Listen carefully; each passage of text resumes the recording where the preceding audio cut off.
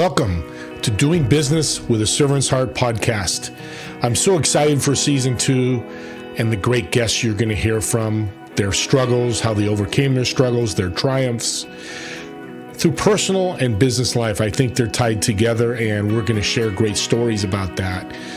This show isn't just about me. It takes a lot of good people working with me. Among them is my partner, H7 Network, and Clay Hicks. Building relationships, building community is the mission of H7 Network.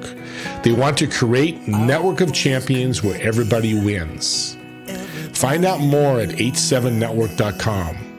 And we hope to motivate you, inspire you, and educate you through our show.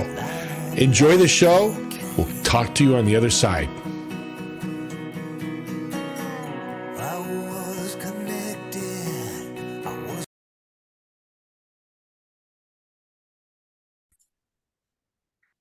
Welcome, everyone, to another awesome episode of Doing Business with a Servant's Heart. This is a part 2 episode, bringing back my real good friend I've known over 10 years, I believe, but close to that. Steve Remmel is a true servant, and he's going to talk about a subject with business and people that I'm excited to share with you, audience, because this is so vital. If you want to grow your business, whether you're a startup or you're a new or a business that's been existing for a while. And if you're struggling, this is a great way to come out of that struggle. Steve, welcome to the show. Hey, thanks for having me on. Good to see you. I don't know how long we've known each other. It feels like we've known each other for decades. Oh, yeah, it's brother from another mother, we say all the time. Well, Let's get into it because I'm excited about this. People to people, you said before the show. Let's talk about that and how that ties to business. Well, so real quick, just so people know where I'm coming from on this, you know this about me. I came out of human resources. So, human resources is about people helping people, right? So that's sort of my foundation. I started working at Hewlett-Packard back when Dave Packard and Bill Hewlett were still alive, and the HP way was alive and well. It's dead now. But back then, it was all about people. And so I kind of grew up in that mode professionally, right? And so I go out into business on my own about 9 years ago. And I only knew how to operate that way. It was like ingrained in me. I didn't have to think about it consciously. And I was attracted to services and businesses that offered real people and real expertise to solve people's problems. So when you go search for yourself, let's just use you personally, looking for a business to solve one of your problems. One of your things you're looking for is, I want to talk to a person, not a machine. Yeah. I'll give you a great example. I needed a tool that could manage my calendar and my events and be a CRM in the background and all the rest. And I came across this great company, which I'll go ahead and mention them because I'm just so impressed with them, called Thrive, and THRYV, Thrive. And that I was looking for some technology, okay, because I know I needed technology to pull this off for the back end of my business and to provide a front end to allow people to find me and organize everything. But what sold me on it was I first talked to a person, a rep, and Laura and I talked through all my needs, and she went through the different capabilities, and we strategized what was best for me and what I would try out. And then she helped me to use the service. And then she put me in touch with a customer service department that actually had real people and real experts that I could meet with over video, I could talk with on the phone, or I could chat with, but they were experts, and then that support level was awesome.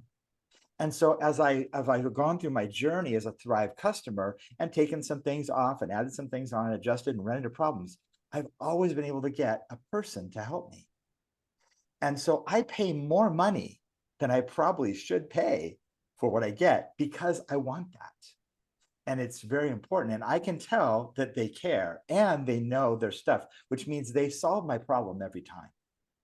And it's worth a lot to me. It's worth a lot to me. So that's my perspective on it as a customer, right? So if you've got a business, you want your customers saying the same thing about you. I mean, I'm not getting paid to tell you about Thrive right now.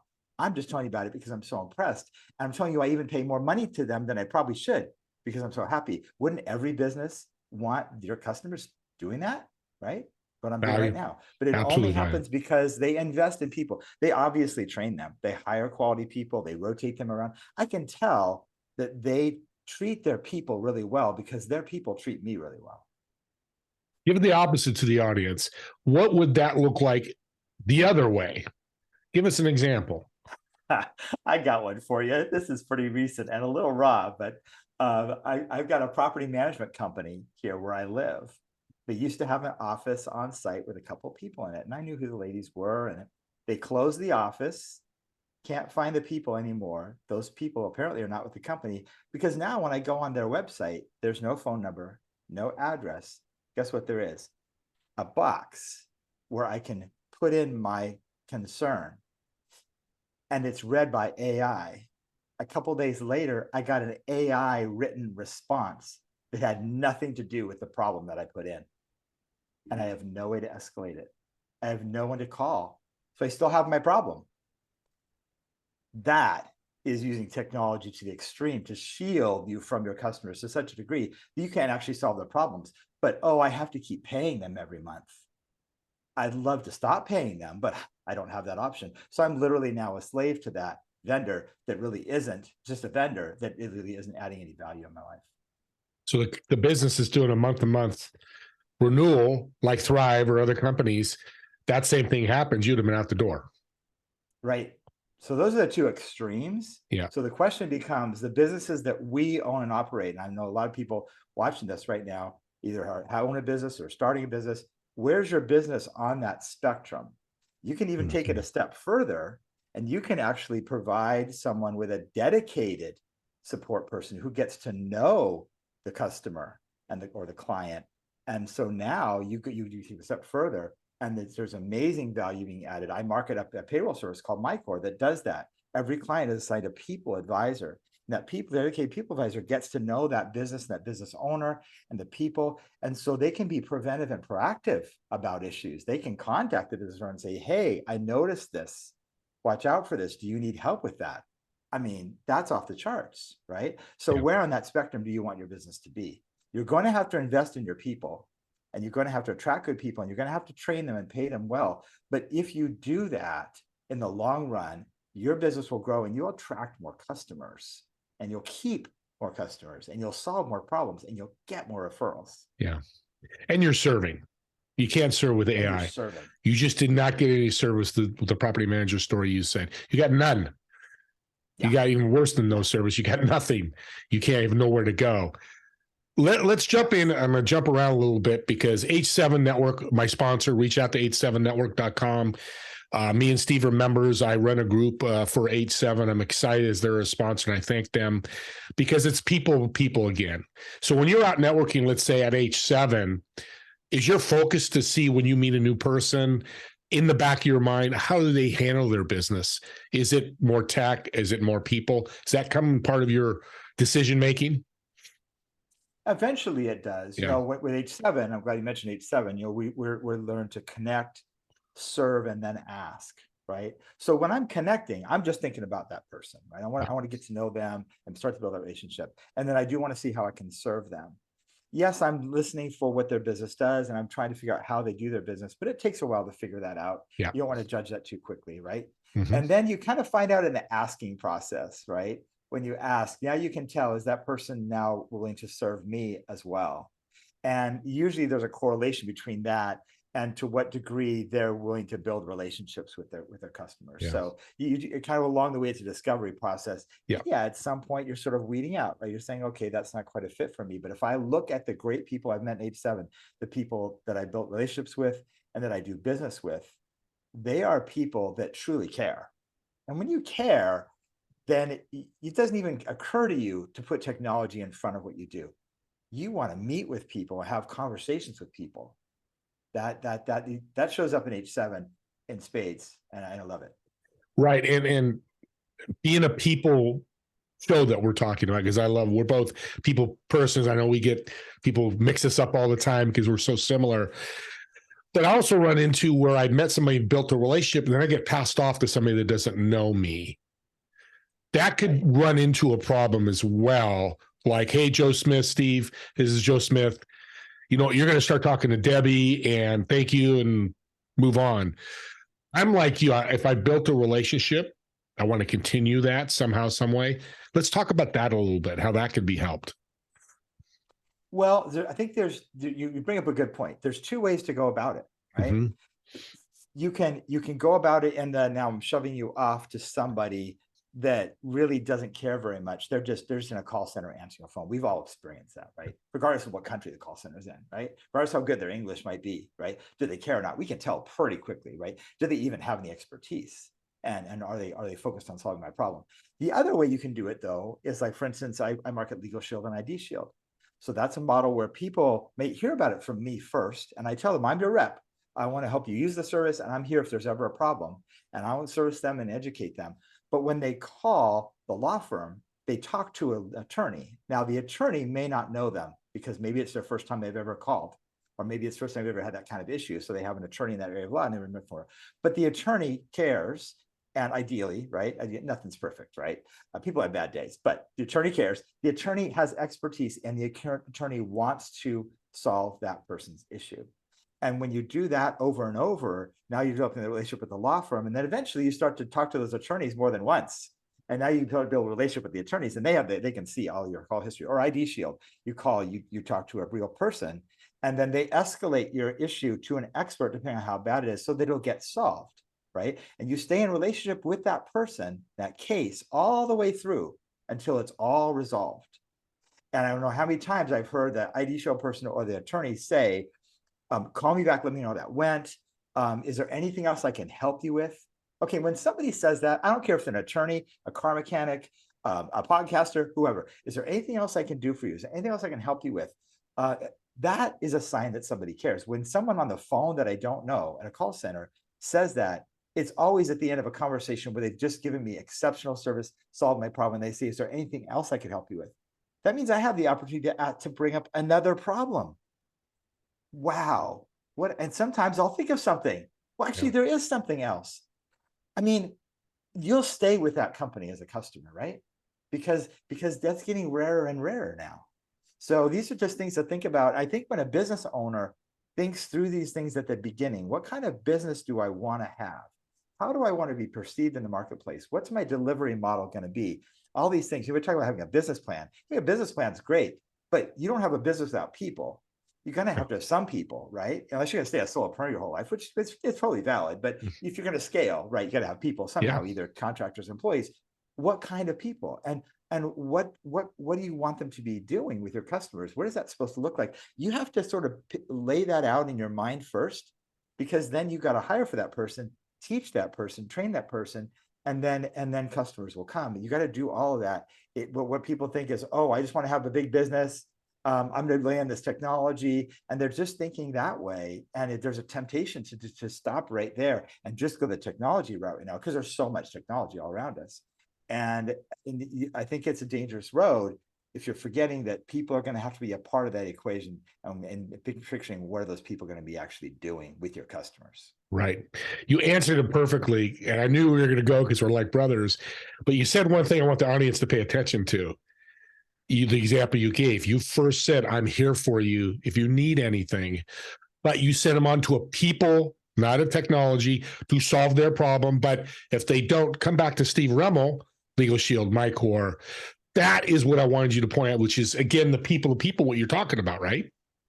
Yeah, support huge, people, huge.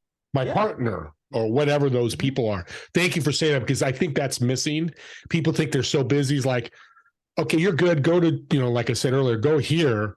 Just say that. I'm here for it. They're not going to call you do you have people calling you every day no, but they know you're there. Oh, I'm like the Maytag repairman. I hardly get any phone calls. Yeah. But when I do, I'm actually glad, like, even because I get to solve a problem. Yeah. Like, okay, I know the world's not perfect. I want to know, if I don't know about it and you just cancel, well, now nobody's happy, right? Nobody's gotten their problem solved. That doesn't work. The best organization. So I worked in a number of large companies as well as smaller companies when I was in my corporate life. When I think back on the larger companies that I worked at that were really great places to work, yes, internally, they had great communication with the employees, whatever. But I noticed something as I stepped away from those companies and got in my own business.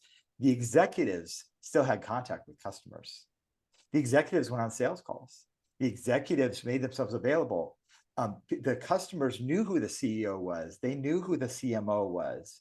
I may not know who the CFO is because that's finance, right? But you know what I mean? The executives were, not only were they not afraid to get involved with customers and prospects, They wanted to. They made time for it. It was part of their job description Yeah. and how they operated. And what that meant was they were often going on a sales call with a salesperson or a field technician or whatever. Well, what does that do? Well, a field technician's like, I got the CEO with me. So they're going to be top of their game. And everybody's like, wow, this is important. It didn't matter the size of the deal. And that said something about the values of that company. So you gotta, when you talk about walking your talk, what means how you show up, literally how you show up. Are you there face to face in some way, or is it just a website? Well, we're right out of time, but man, I could talk to you all day. I say that all of my shows. My guests like you are awesome. I just watched the movie Air about the Michael Jordan shoe, and it's just exactly what you're saying, Steve. But 40 years, whatever years ago, when the gentleman was sending it for the Carl, they told him, no Michael Jordan. So what did he do? He flew to North Carolina and met with the parents. Well, he was told not to. He did a people-to-people connection. That's right. No phone. Even back then, computers were archaic. There was no cell phones up in the car. And that's what, when you were talking, I'm like, that's what Steve Remmel's talking about. Go right to there. I'm here to help you. And, I'm sorry if you've not watched. I was just going to say, if you've not watched Air, I'm going to give you some tidbits. He does $400 million a year in residual because that gentleman went met with his parents and convinced that mom was a decision maker, that we're the best fit for you. People to people. He was bringing value. Yes. He wasn't just going there as a salesman trying to make a sale. Yep. This wasn't like, buy this car now, today, at this price. It wasn't like that. Nothing against car salesmen. I'm just saying, right? He was bringing value. He had an idea that he thought was going to be win-win. Everybody was going to win in this deal. And you believe that about whatever you're doing. Okay. That comes out only in a person-to-person way. I don't think there's any website or any AI technology or whatever is it's going to do that. Even video, which is just really one-way communication, right, can only go so far. You got to have some interaction to pull it off. Yeah. Same thing with a book. I'll tell you about a book real quick. I'd love to hear about this book. Yeah, it's called The Mindful. I got it written down right here to make sure I get the title and the author right, because really I'm highly recommending this book, and I have not finished it yet. I just started it, actually. It's called The Mindful Millionaire by Lisa Peterson. It's Leisa, kind of a different spelling of Lisa Peterson with a T. The Mindful Millionaire. So this woman is an expert in finance, and she's made a lot of money, but she realized that she needed to reach people where they were at their core, at their soul, because you can have a lot of money and be miserable, and you can have no money and be miserable, or regardless of your income level, you can be really happy. And she realized that she needed to reach people, at that level. And so she wrote this book, and she wrote the book in such a way that it just pulls you in. You can tell she cares. When just from the opening pages of the book, even from the introduction, the guy that's recommending the book says that. It's wonderful. So if you want to get better with money, if you want a better relationship with money, read the Mindful Millionaire, and you'll see somebody doing that through what we're talking about here, but through a book. Yeah. What's one tip you got from the book you could share with the audience? That we all have a money story. There's things about our past that have shaped our relationship with money, and it's usually not good. It's usually in some way painful, hurtful. There's usually some emotions that we're trying to avoid. And of course, as human beings, when we want to avoid something, we can get really good at avoiding stuff. I mean, denial is powerful, right? So we're doing that. Okay. And when we do that, then it affects the quality of our relationship with money. But she goes beyond money. She's really clear.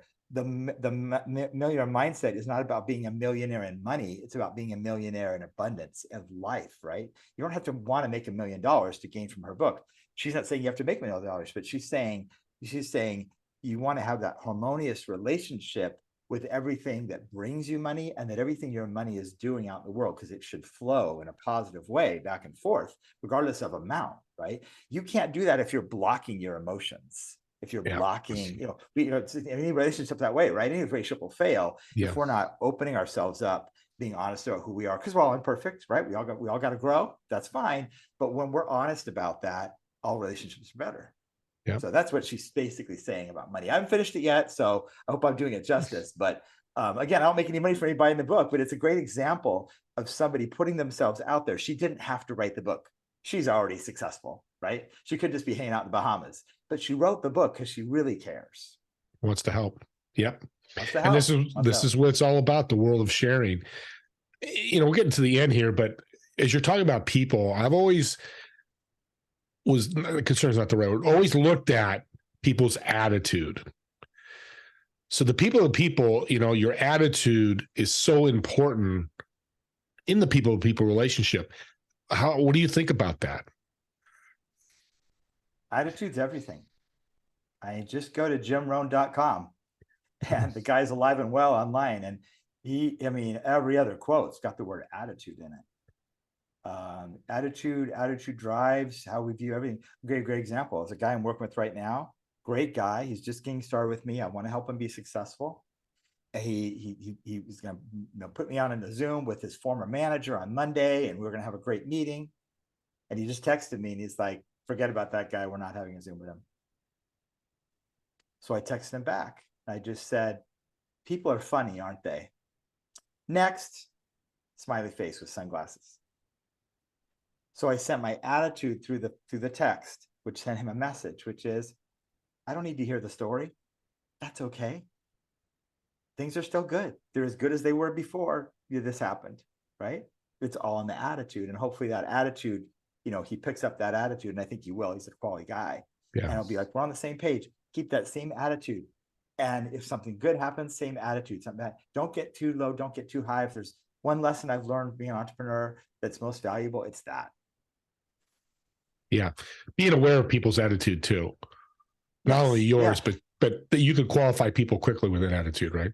Absolutely. And then stay, I guess following out from that, staying away from the people whose attitude, is going to be more challenging for you, right? And so because why work harder than we have to, right? Let's be around people with the right attitude so we can have that much more fun. A suffering and sacrifice is not required. I'm sorry. I know there's people that say, oh, you got to suffer to be successful. No, you don't. Okay. Yes, there's enough suffering and stuff built into this world already, right? It's already hard enough just to live on this planet, right? Don't feel like you got to do your required amount. Like there's no quota for it, right? So be around people with the right attitude, because that helps you. And then those associations help you grow faster. And you don't have to apologize that you didn't suffer. Look at Taylor Swift. All right. Great childhood.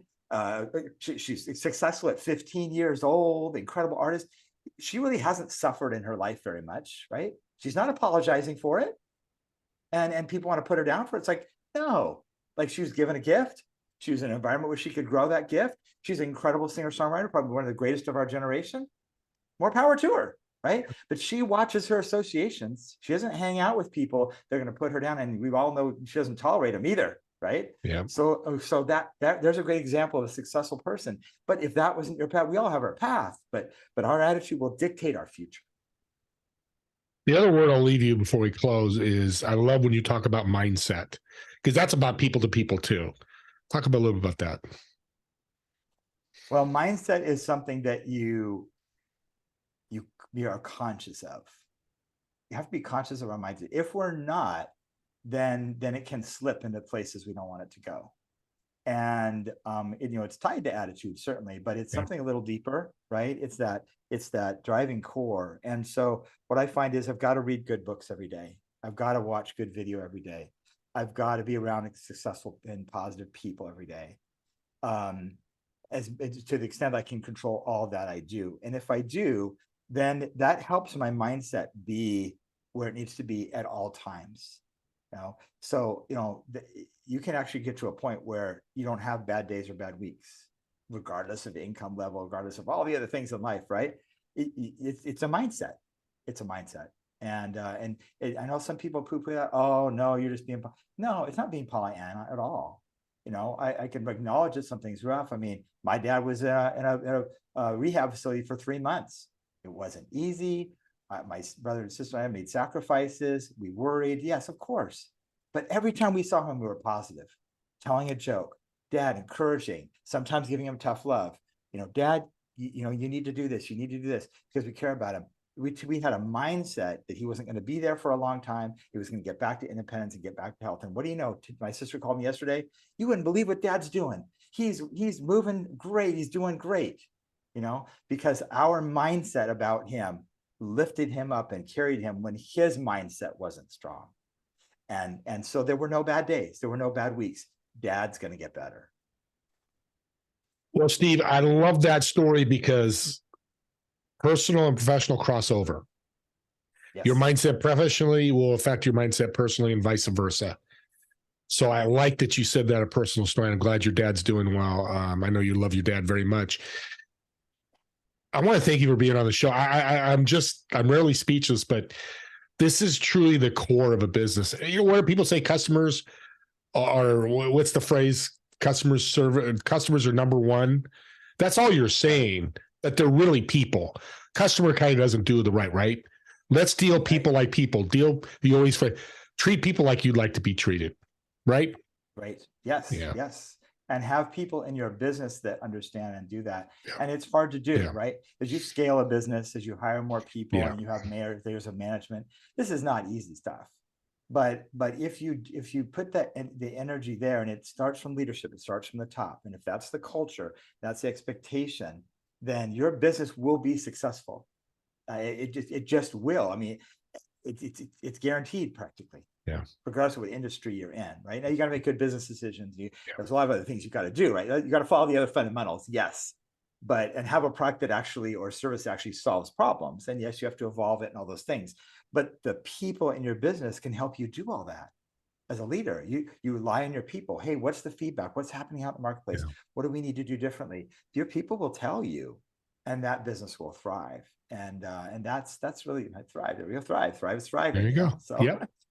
Well, you use the word foundation. We'll end with that because that's exactly what you're talking about. Yeah, the other stuff's got to be done, but build a huge foundation with your people, your customer service, and you win. You've given us a lot of advice today, Steve. You're a smart guy. You've lived through experience, which I love. But what's one more piece of advice you can give my audience to help them in their journey? Never stop growing. We all need to keep growing. I don't care what age you are, what your background is, what the situation is. We need to keep growing. Personal development is a conscious decision. It's a choice. Reading in a good book every day, it's not easy. It's not always convenient, but it does pay off. So consistency, Aristotle basically said that greatness is based on work and what we do every day, and greatness therefore is a habit. I'm paraphrasing obviously because I'm not Aristotle, but it's a habit. So your habits of personal development, your habits of expecting and working on growing, especially when you hit a plateau and recognize, okay, I'm in a plateau right now, no big deal. What do I need to do? What does the next level look like? Getting some mentorship, getting some coaching, investing money in that so that you can grow. And if you do, the ROI will always be there. It'll be there in your happiness. It'll be there in your relationships. It'll be there in your business, and it will be there in your finances. And that's kind of guaranteed. Faith, finances, fitness, where the organizations I belong to, and Legal Shield, that's their motto, right? And that's really, really true. But it only works if you keep growing, and you grow when you serve, when you take your focus off yourself and serve other people.